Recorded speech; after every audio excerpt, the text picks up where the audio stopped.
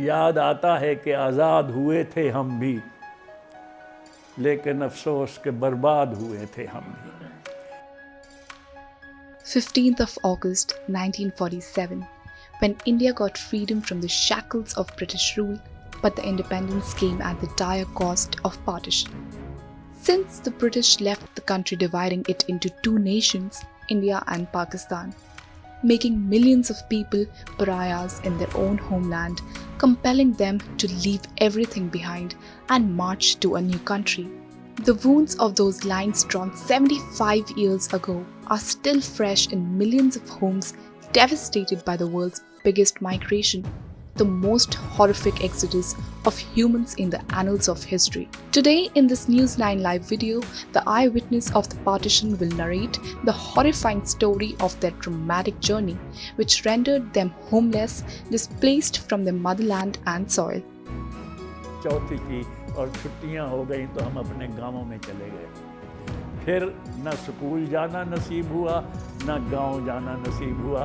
हम अपने बुआ के घर में ही छुट्टियां बिता रहे थे कि बंटवारा हो गया और वो नौबत आ गई कि अब हमें यहाँ अपने अपने घरों और स्कूलों में नहीं जाना है, हमें सरहद पार जाना है और हम फिर इधर आ गए। और ये कल्पना किसी को नहीं थी कि वो दिन आने वाले हैं कि यहाँ के सारे लोग घर बार छोड़कर कहीं और जा बसेंगे और यहाँ आकर बसने वाले और लोग आएंगे। ये कल्पना किसी को नहीं थी।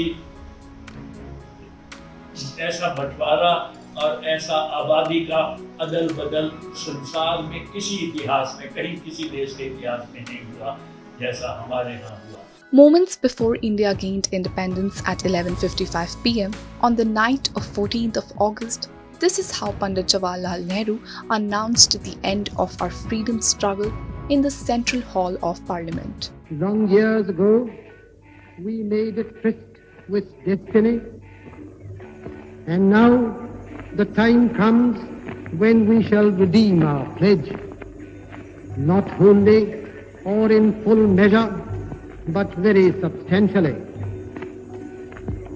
At the stroke of the midnight hour, when the world sleeps, India will awake to life and freedom. As soon as the clock struck 12, everyone present in the parliament had tears in their eyes. With the sun rising on 15th of August, India began to celebrate the dawn of new era. Hundreds of people converged in New Delhi's Princess Park to celebrate independence. Amid the euphoric scenes of festivities, however, the country witnessed views that shocked the conscience. As people in droves had begun to migrate by trains or bullock carts, even on foot with a bundle on their head, more out of fright because the boundary of the newly independent countries had not been demarcated till August 17. अकेले भेज दिया गया था। हमारे एक रिश्तेदार police कप्तान थे, वो अपने परिवार को लेने आए थे मिलिट्री के ट्रक लेकर, और वहाँ से जतोई से तो वो ट्रक में हमें ले आए मुल्तान। मुल्तान में हम एक हफ्ता कैंप में रहे, वहाँ हफ्ता 10 दिन हम रहे। उसके बाद हमें बग़ैर छत की मालगाड़ी, ऐसी गाड़ियाँ भी होती हैं मालगाड़ियाँ जो अनकवर्ड होती हैं, तो उस बग़ैर छत की मालगाड़ी के डिब्बों में लाद कर खचाखच भर के हमें वहाँ से रवाना किया गया।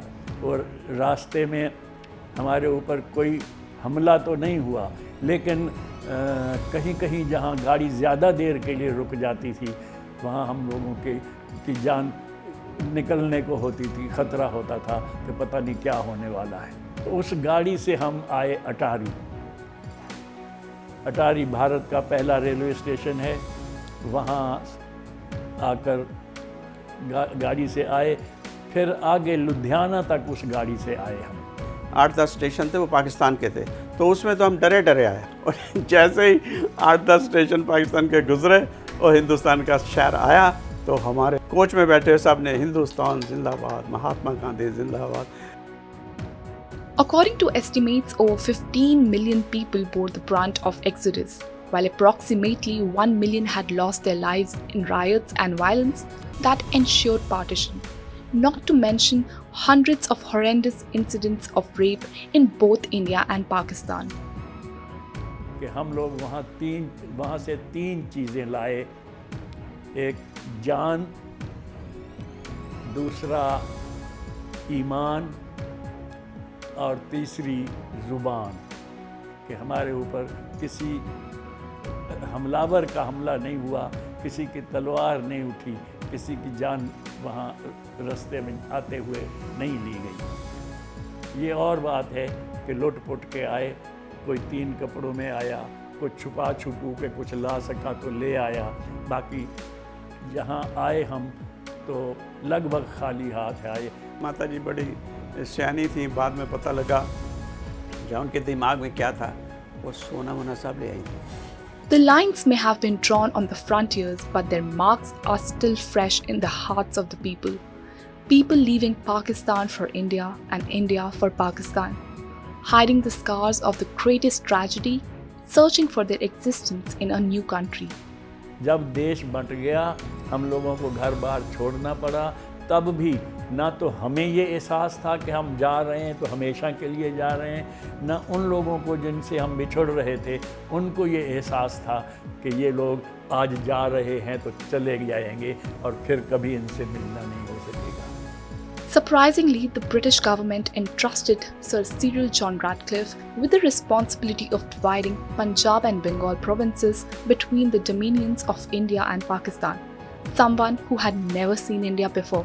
ये जो बर्बादी आज़ादी के साथ आई, सारे देश में इसका असर नहीं पड़ा। सारा देश तो आज़ादी मना रहा था, लेकिन 2 सूबे ऐसे थे, पंजाब और बंगाल। पंजाब के भी 2 टुकड़े हुए और बंगाल के भी 2 टुकड़े हुए। इधर वाला आधा पंजाब पाकिस्तान कहलाया, बंगाल का आधा हिस्सा बांग्लादेश जो अब कहलाता है वो मशरक़ी पाकिस्तान कहलाया। तो ये 2 प्रदेश जो थे वो सबसे ज़्यादा कष्ट में गुजरे, सबसे ज़्यादा कुर्बानियाँ इन्होंने दी। Ratcliffe drew the boundary between Punjab and Bengal, the 2 major provinces of British India, on the ground of just a few maps and caste and religion. Even though he was supposed to execute it in a manner to keep the Muslim majority areas in Pakistan and the Hindu and Sikh majority areas in India. But it didn't happen. The line drawn by Ratcliffe left more than 5 million Hindus and Sikhs in Pakistani Punjab and almost equal population of Muslims in the Indian side of Punjab. The partition took place like the distribution of properties among the warring brothers. Consequently, along with the land, the entire property of British India was divided between India and Pakistan, which included coins, currency, horse carts and typewriters. Even the books stacked in the libraries. Then Viceroy Lord Mountbatten advised India to give away 55 crores to Pakistan, which was eventually released in January 1948. बादलों से जब बूंद निकली तो वो सोचने लगी कि मेरा क्या बनेगा।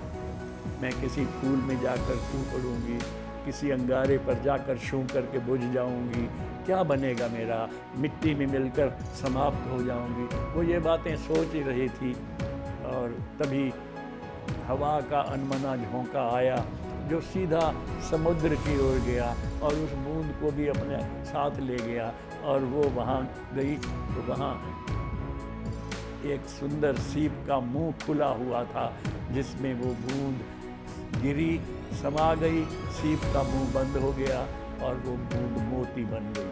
तो उस कविता के अंत में शायर कहता है, कवि कहता है कि लोग यूं ही हैं झिझकते सोचते जबकि उनको छोड़ना पड़ता है घर, किंतु घर का छोड़ना अक्सर उन्हें बूंद लों कुछ और ही देता है घर, बूंद से मोती बना देता है। और वही स्थिति है कि हम लोग वहाँ से जब आए हैं तो निश्चय ही हम बूंद से मोती वाली स्थिति को पहुँच गए।